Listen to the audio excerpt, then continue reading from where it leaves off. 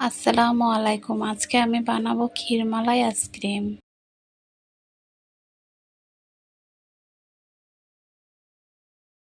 এখানে আমি half litre দুধ নিয়ে নিয়েছি। এটাকে জাল করে টানিয়ে একদম ঘন করে নিতে হবে।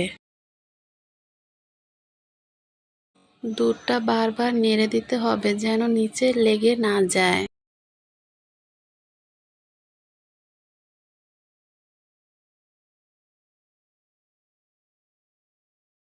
এখন আমি 1 কাপ কনডেন্স মিল্ক দিয়ে দেব।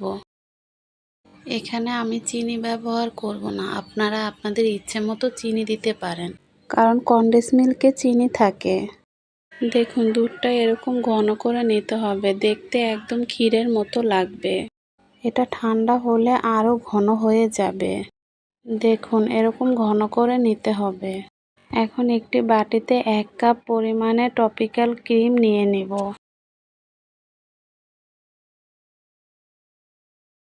এখন একটি বিটারের সাহায্যে ক্রিমটাকে বিট করে নেব। টপিক্যাল ক্রিম যেহেতু মিষ্টি থাকে তাই আমি এখানে চিনি দেব না।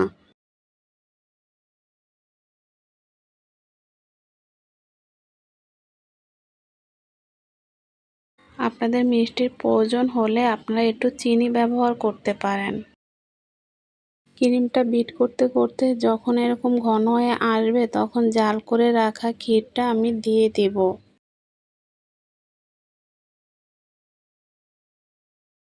সবটুকু ক্ষীর দিয়ে আমি বিট করে নেব। এভাবে করে আইসক্রিম আপনারা বাড়িতেই বানিয়ে নিতে পারেন খুব সহজে। এই তো আমার বিট করা হয়ে গেছে। এখন মিশ্রণটা একটা বাটিতে ঢেলে নেব।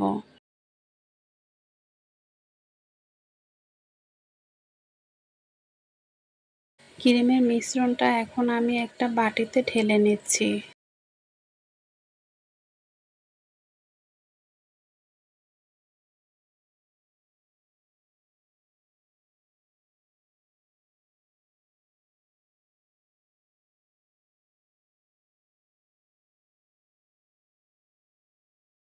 এখন প্যাচুলার সাহায্যে ক্রিমের মিশ্রণটাকে সমান করে নিচ্ছি।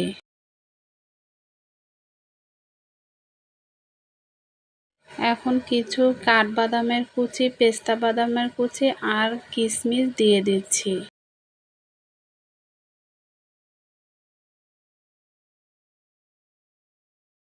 এখন আমি ঢেকে 7 থেকে 8 ঘন্টার মতো ফ্রিজে রেখে দেব। আইসক্রিমটা আমি 7 ঘন্টা পর বের করে নিয়েছি। দেখুন দেখতে একদম দোকানের আইসক্রিমের মতো হয়েছিল, খেতেও মজা হয়েছিল। এভাবে আপনারা অল্প টাকা খরচ করে বাসায় বানিয়ে নিতে পারেন ক্ষীরমালাই আইসক্রিম। এতক্ষণ আমার ভিডিওটি দেখার জন্য সবাইকে অসংখ্য ধন্যবাদ।